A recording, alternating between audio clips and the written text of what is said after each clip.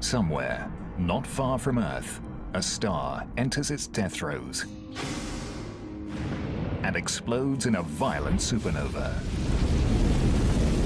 leaving in its wake the strangest phenomenon in the cosmos, a black hole. Our galaxy may be infested with millions of them. But now, there's evidence of something even more ominous. Black holes of unfathomable size and power. That's a big galaxy, and right down at the center, you can't see it, a black hole that's got a mass that approaches 1 billion suns. Astronomers are now studying them in unprecedented detail and finding they are bigger, stronger, and more destructive than anyone imagined. We'd like to think black holes are far, far away. But what if there's one on our cosmic doorstep? A team from Europe and another from the United States are in a high-tech race to be the first to see into the very heart of the galaxy. Now, an extraordinary new experiment is giving astronomers a first-ever glimpse inside a black hole to see what's in the lair of the monster of the Milky Way.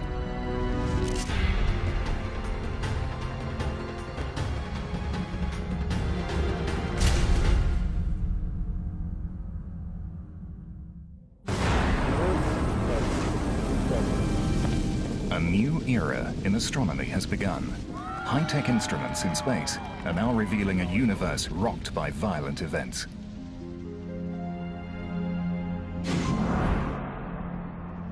JPL Com, Chandrosi. In the distant galaxies, astronomers have witnessed space and time shattered by eruptions so vast they boggle the mind. To put this on sort of an Earth scale, it's equivalent to about 1 trillion atomic explosions. But what could produce such awesome power? Whatever it is, it lives at the center of our own Milky Way. Scientists now believe it is the largest and most powerful object in the universe, and yet it emits no light. It is called a black hole. First suggested by Albert Einstein's equations, a black hole is space and time twisted into a furious knot. But the great scientist believed it could never exist in nature.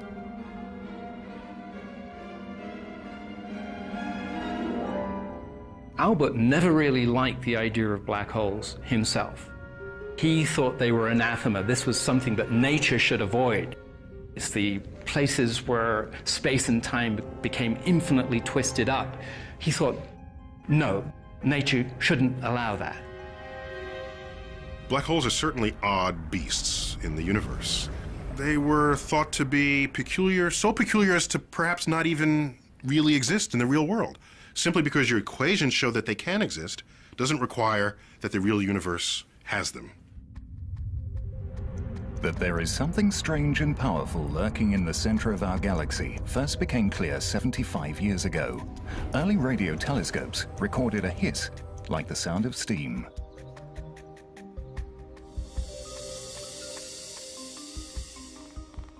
As a young astronomer, Eric Becklin was determined to get to the bottom of this mysterious energy source. First, he had to find it.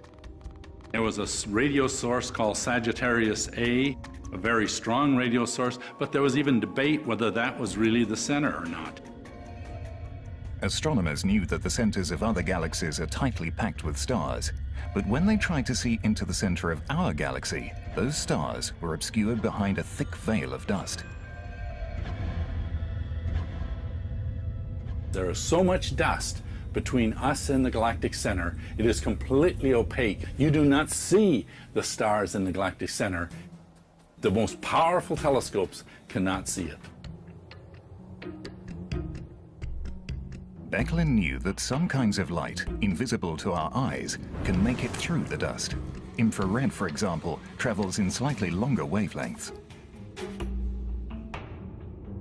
Infrared radiation gets through the dust because its wavelengths are longer and the dust just kind of rides on the infrared wave. In the 1960s, Becklin bought an infrared detector from a military contractor and attached it to the end of a telescope. It was in August of 1966. It was a beautiful night. As we were looking with the infrared detector, we were seeing more and more stars, and the signal increased, and each star gives you more signal, and we were building up. As we were getting closer to the center, more and more stars. We were actually seeing through the dust for the first time, and then came to a peak, and then back down again. And I knew immediately that that was the center of our Milky Way, and that I was the first person to actually see the stars in the very core of our galaxy. Eric Becklin had discovered the very heart of the Milky Way, the exact location of the mysterious energy source. But its staggering power meant that this was no ordinary star. Scientists believed the only one thing that could explain the mystery was the very idea that Einstein had rejected, an object that defies explanation.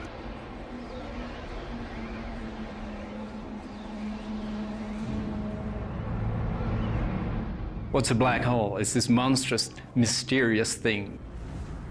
It's a point of infinite density. We don't know how to wrap our brains around that. It's a region where space and time have closed in on itself. A black hole is a region of space where the pull of gravity is so immense that not even light can escape it. You reach the point where light cannot even come out. And if light can't come out, you're not coming out. And if light plus you are not coming out, it's a black hole. There's no other phrase we can possibly use to describe it. Welcome to the strange world of extreme physics, where space and time literally cascade into the abyss. Space itself is falling inside the black hole. It's rather like a river falling over a waterfall, except it's space itself that's falling over the cliff. It's rather like a kayaker trying to make their way upstream on a river that's going too fast. They get dragged down to the center of the black hole. Gravity becomes a riptide. The closer you get, the stronger the current. Eventually, you reach the event horizon, the point of no return.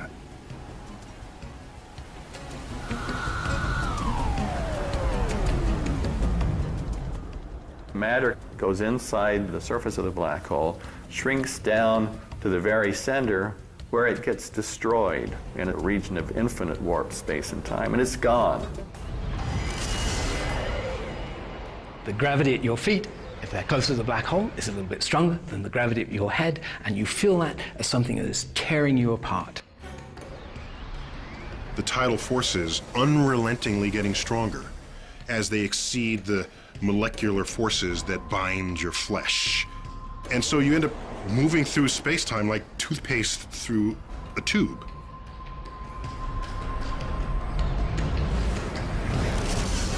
And ultimately, you will pull your atoms apart. You will be, as we say. As strange as they are, black holes are a product of the familiar universe of stars and gravity. They have their genesis in a type of enormous star called a red supergiant. It is 10 times heavier than our sun, yet it will burn itself out in a fraction of the sun's lifetime.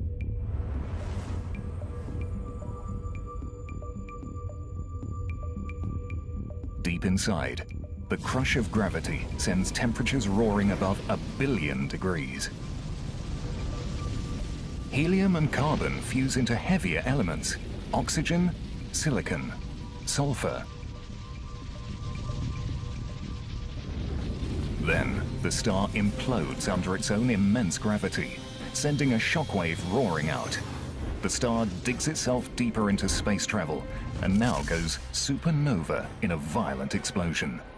What's left is a dense core of subatomic particles, a neutron star, only about 16 kilometers across. It's so dense that a teaspoonful of neutron star matter would weigh about 1 billion tons. Eventually, the gravitational pressure will be so large that the neutrons themselves will be crushed, and there'll be nothing left to stop the collapse.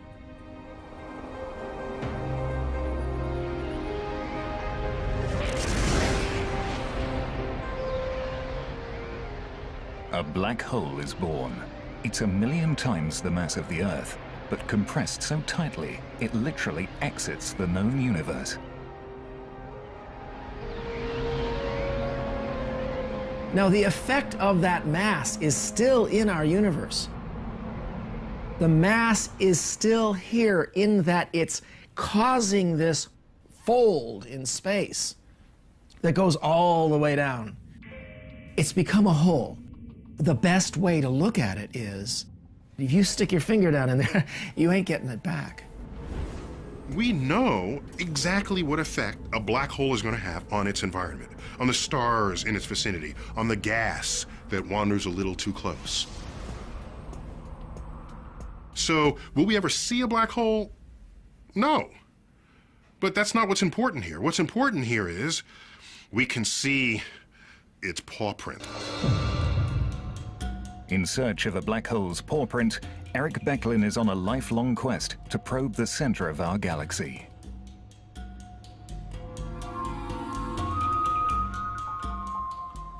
The Milky Way is a giant spiraling disk of over 100 billion stars. Our sun is about halfway out, in the peaceful suburbs.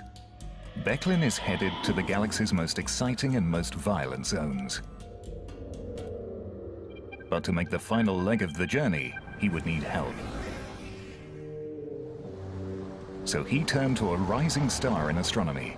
Andrea Getz believes that the key to finding a black hole at the center of our galaxy lies in tracking the stars that buzz around it. For about 3 decades or so, there has been this question of whether or not our galaxy harbors a supermassive black hole at its center. And the key to answering this most definitively is to watch stars at the center of the galaxy orbiting. Getz's team set up at the newly built Keck telescope on the summit of Hawaii's Mauna Kea volcano, the largest telescope ever built. Our view to the center of the galaxy is absolutely superb. Our ability to position stars at the center of the galaxy is like somebody in Los Angeles seeing somebody in New York be able to move their finger like this, okay, just 2 centimeters. That's the precision with which we can measure something that is 26,000 light years away from us. Madeline, we're ready to go? The conclusive experiment to be done that really demonstrated that it was a black hole was to follow the orbits of individual stars very, very accurately and with the highest precision possible. But the stars in the center of the galaxy were not the only thing Getz and Becklin had to keep track of. Another group, working in the mountains of Chile, was hot on the same trail, led by Reinhard Genzel from Germany. This guy here. Yeah. It's a little too dense to be just a random collection. We suspect that in the galactic center there may be hiding very massive black holes. To really be sure that there are black holes, we have to go in there as close as we can, so we can make measurements really good enough now that we can say it must be a black hole. Both teams wanted to be the first to prove that our galaxy harbors a supermassive black hole, but Genzel and his team had a 3-year head start. The amazing precision of Keck is the ace in the hole for Getz and her team. Mark Morris is a veteran of the Galactic Center search. The German group had already started to make headway on the Galactic Center even while we were deciding to pursue this. So we knew that in a head-to-head competition that as long as they were using the small 2.2 meter telescope that they were using compared to our 10 meter telescope, that we would blow them away. Bright speck on the top of this inset. That's the star which really has given us the essential clue for the black hole. It was certainly high excitement, but on the other hand, we would have to compile like at least 5 years of data before we could see the stars move. But what kind of cosmic monster was pulling the stars along? This is our roadmap, and that's the center of our galaxy. There's a large cluster of stars that are orbiting the center of our galaxy. Basically, the way this experiment works is you take an image, you see where all the stars are, and then you come back sometime later and you take another image and you look to see if they've moved. So the second time we took an image, we knew